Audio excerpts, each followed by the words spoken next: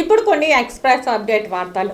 దొంగ ఓట్లు కమిషన్ డబ్బులతో వైఎస్ఆర్ కాంగ్రెస్ పార్టీ తిరుపతిలో గెలిచేందుకు చూస్తోందని తెలుగుదేశం బీజేపీ బలపరుస్తున్న జనసేన ఎమ్మెల్యే అభ్యర్థి ఆరణి శ్రీనివాసులు ఆరోపించారు. దొంగ ఓట్లు వేసేందుకు వచ్చేవారు ఖచ్చితంగా శిక్షకు గురవుతారని ఆయన తెలిపారు. ఆదివారం ఉదయం స్థానిక వార్డుల్లో ఆరణి శ్రీనివాసులు ఇంటింటి ప్రచారం నిర్వహించారు. క్లస్టర్ ఇన్ఛార్జ్ మునిశేఖర్ రాయల్ నేతృత్వంలో ప్రచారం జరిగింది. అలాగే వార్డు అధ్యక్ష కార్యదర్శులు రాజేంద్ర, యువరాజ్, ప్రసాద్, శ్రీనివాసులు పాల్గొన్నారు. సాయంత్రం 45వ వార్డులో జరిగిన ఇంటింటి ప్రచారంలో మునిశేఖర్ రాయల్ తో పాటు వార్డు అధ్యక్ష కార్యదర్శులు లోకనాథం యాదవ్, సుజాతలు పాల్గొన్నారు. తిరుపతి పార్లమెంట్ ఉప ఎన్నికల్లో 34,000 దొంగ ఓట్లను వైఎస్ఆర్ కాంగ్రెస్ పార్టీ చేర్చిందని వారిని శ్రీనివాసులు విమర్శించారు.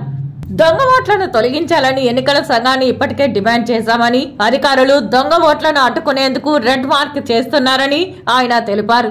ఓటర్లు ఎవరైనా దొంగ ఓటు వేసేందుకు వస్తే ఖచ్చితంగా కఠిన శిక్షను ఎదుర్కోవాల్సి వస్తుందని ఆయన చెప్పారు.